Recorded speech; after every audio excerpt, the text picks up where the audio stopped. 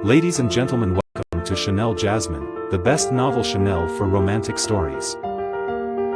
Hai guys, selamat datang di channel Jasmine, channel terbaik untuk menyimak novel-novel romantis. Mohon dukung channel ini dengan subscribe, like dan share video-video yang ada di channel ini. Terima kasih.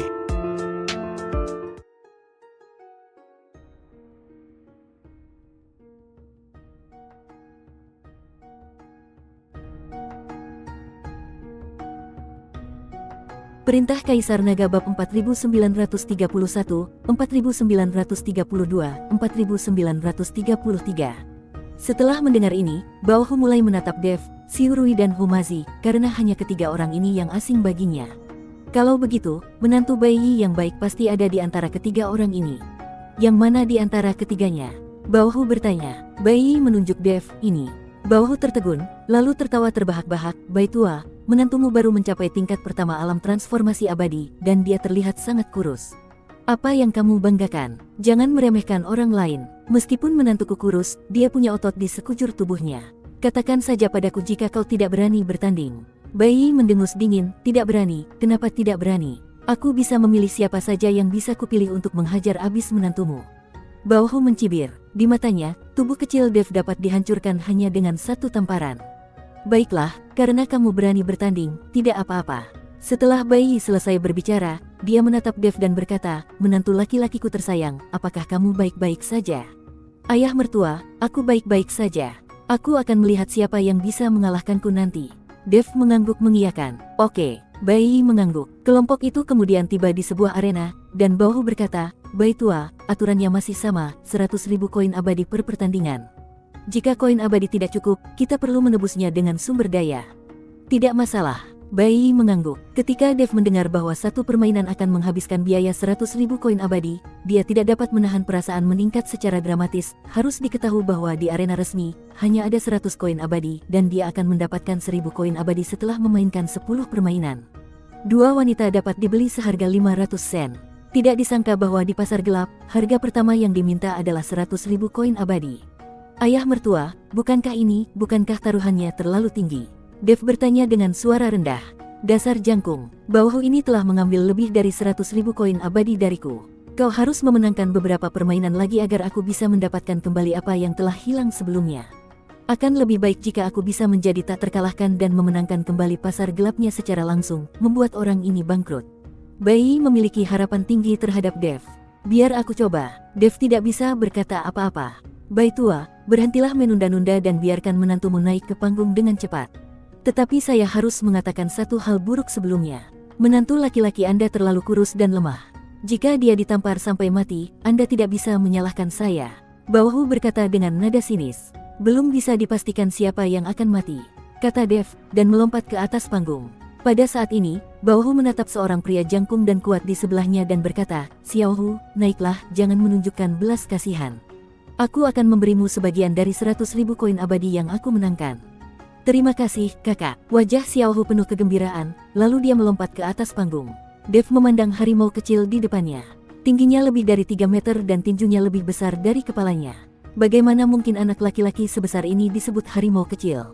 Dibandingkan dengan Xiaohu, Dev terlihat sangat kurus. Semuanya, mari kita bertanding dengan pasar gelap Linghu. Siapa yang ingin bertaruh, silakan saja. Berapapun uang yang kau pertaruhkan, aku yakin Tuan Baiyi akan membayarnya pada akhirnya. Baohu mulai berteriak keras. Semua kultivator yang awalnya berada di pasar gelap datang. Setelah melihat Dev dan Xiaohu di atas ring, semua orang tertawa. Tuan Bai, apakah tidak ada seorang pun yang tersisa di pasar Linghu Anda? Mengapa Anda mengirim orang-orang kurus seperti itu ke panggung? Sepertinya Tuan Bai tidak kekurangan uang. Apa gunanya kompetisi sebesar itu? Aku bertaruh 1.000 koin abadi untuk pihak pasar gelap Baohu, dan aku akan mempertaruhkan seluruh kekayaanku. Aku juga bertaruh. Semua orang bertaruh di pihak Baohu untuk menang seperti orang gila, dan mereka mempertaruhkan seluruh kekayaan mereka. Lagi pula, dalam situasi yang pasti menang seperti ini, siapa yang tidak ingin menghasilkan lebih banyak uang? Tuan, Nuo King berbisik di telinga Baiyi, terlalu banyak yang dipertaruhkan, kita mungkin tidak mampu membayar kompensasinya. Tidak apa-apa, aku percaya pada menantuku. Wajah Baiyi tenang, tetapi ada sedikit kebanggaan di sudut mulutnya.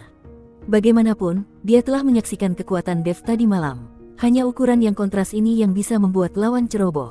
Ketika Bao Hu melihat semua orang bertaruh padanya untuk menang, dia menatap Bai Yi dengan lebih sarkasme. Bai tua, kompetisinya belum dimulai. Kalau kamu takut sekarang, kamu tinggal minta maaf saja padaku, dan kamu tidak perlu membayar sepeser pun. Bao Hu berkata pada Bai Yi. Berhenti bicara omong kosong dan mari kita mulai, kata Bai Yi. Bao Hu hanya melambaikan tangannya, dan 4 pilar cahaya muncul di sekitar seluruh arena. Kemudian pilar-pilar cahaya tersebut memancarkan sinar cahaya satu demi satu, dan akhirnya terhubung menjadi satu, yang menutupi seluruh arena. Dev memandangi lingkaran sihir yang rumit itu dan tidak bisa menahan tawa. Arena Bao Hu Fang jauh lebih rendah kualitasnya dibandingkan arena resmi di luar. Untuk tempat sebesar itu, formasi di arena sangat rumit dan ketinggalan zaman, serta penuh celah. Humazi mencibir ketika melihat ini. Ketika Bao Hu mendengar ini, dia menatap Humazi dengan dingin. Tentu saja dia tidak senang jika ada yang berani mengatakan arenanya rusak. Akan tetapi, tidak banyak master formasi yang bisa ia temukan, dan kekuatan mereka tidak terlalu kuat, jadi sudah cukup baginya untuk bisa menyiapkan formasi semacam ini di arena. Lingkaran sihir diaktifkan, kompetisi dimulai, teriak Bao Hu. Xiao Hu menatap Dev, menyeringai dan berkata, maafkan aku, bajingan kecil. Jika aku mengalahkanmu, saudaraku akan memberiku sejumlah uang dan aku bisa keluar dan bermain dengan wanita. Setelah Xiao Hu selesai berbicara, dia meninju Dev. Tinju itu lebih besar dari kepala Dev, dan menukik turun dari langit. Hanya mengandalkan kekuatan tubuh fisik ini, pukulan ini benar-benar mengeluarkan suara menembus udara. Dev menatap pukulan Xiao Hu yang tak bergerak, dengan tatapan jijik di matanya. Melihat orang ini meninju, Dev tahu bahwa meskipun dia tidak bergerak, dia masih bisa mematahkan lengannya. Bukankah orang ini ketakutan setengah mati? Berdiri diam, bukankah ini mencari kematian? Jika kau tidak bisa mengalahkannya, kau bisa menghindar. Apa gunanya berdiam diri? Semua orang sangat bingung mengapa Dev berdiri diam. Tuan, Nuo King sedikit mengernyit dan memanggil Bai Yi. Bagaimanapun, Dev adalah menantu Bai Yi. Akan sangat memalukan jika dia benar-benar terbunuh oleh pukulan. Bai Yi tidak mengatakan apa-apa, tetapi menatap Dev di atas ring dengan wajah tenang, ledakan. Pukulan Xiao Hu mengenai Dev dengan keras. Untuk sesaat, arena berguncang hebat, dan semua orang mengira Dev pasti akan tertimpa reruntuhan hingga tewas. Ah, teriakan keras terdengar, namun suara itu bukan keluar dari mulut Dev, itu datangnya dari mulut Xiao Hu. Lengan Xiao Hu itu berlumuran darah, dan tinjunya yang besar memperlihatkan seluruh tulang putihnya. Ternyata semua jari Xiao Hu patah, dan tulangnya telah menembus kulit dan terlihat. Dev masih berdiri di sana, tidak bergerak, dengan senyum sinis di wajahnya.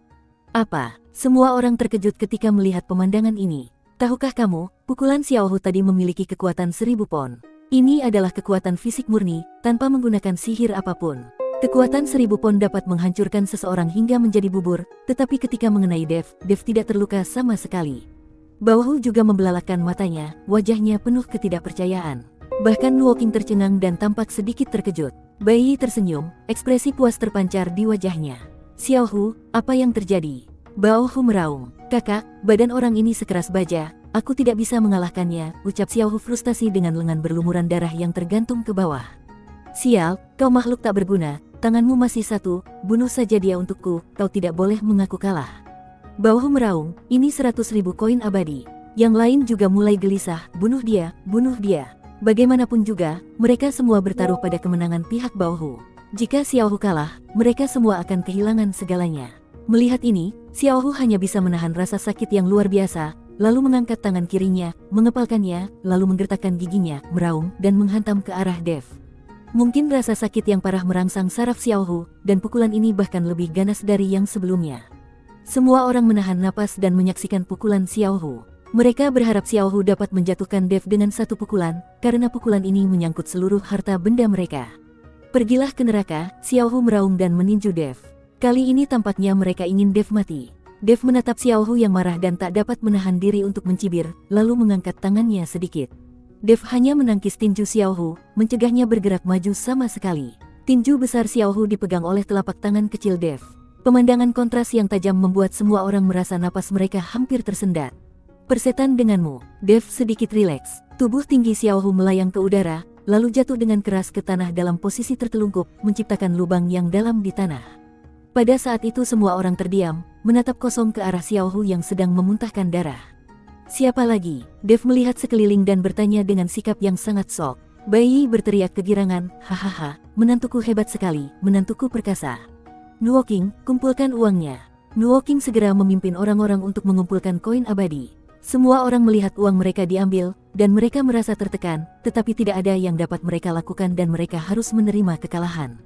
Tidak seorang pun berani menimbulkan masalah di pasar gelap. Lagi pula, pasar gelap tidak diperbolehkan. Jika perkelahian terjadi di pasar gelap dan auranya bocor, prajurit patroli akan segera mengetahuinya. Sial, kau sampah. Melihat Xiaohu memuntahkan darah, Baohu menjadi geram. Dia meninju Xiaohu dan menghancurkannya berkeping-keping. Dia pergi menemui Raja Neraka. Melihat tatapan kejam Baohu, semua orang mundur beberapa langkah. Baohu, ini hanya kompetisi, ada yang menang dan ada yang kalah, bagaimana mungkin kamu tega membunuh saudaramu sendiri? Bai Yi menatap Baohu dan bertanya, itu bukan urusanmu, beranikah kau bertengkar lagi? Baohu bertanya dengan marah. Tentu saja aku berani, aku hanya takut kamu tidak berani. Bai Yi berkata sambil tersenyum tipis. Dahu, teriak Baohu, dan gerbang besi pun terbuka perlahan. Lalu keluarlah seorang laki-laki yang tingginya hampir 10 meter, berbadan besar, dan berwajah penuh jenggot.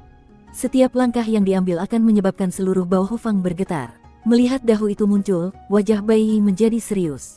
Telapak tangan orang ini lebih besar dari Dev sendiri. Melihat ekspresi Bai Yi, Baohu mendengus dingin, apa kau takut? Biar ku beritahu, Dahu ini sangat kuat. Dia bisa memindahkan gunung dan memenuhi lautan dengan kekuatan fisiknya, dan satu pukulannya memiliki kekuatan 10.000 pound.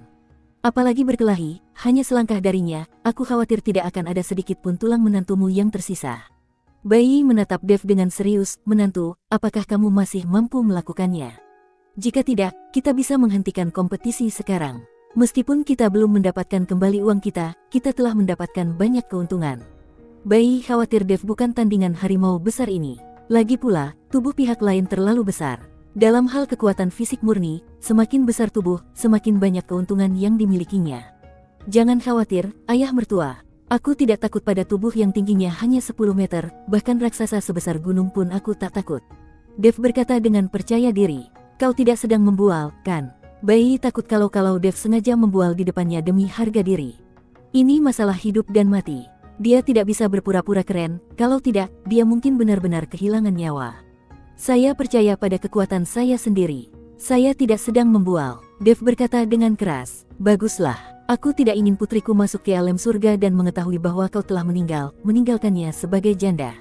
Dia pasti akan membenciku sampai mati jika kau melakukan itu. Bai Yi takut Dev akan mati, jadi dia tidak punya cara untuk menjelaskannya kepada Bai Qian. Bersambung.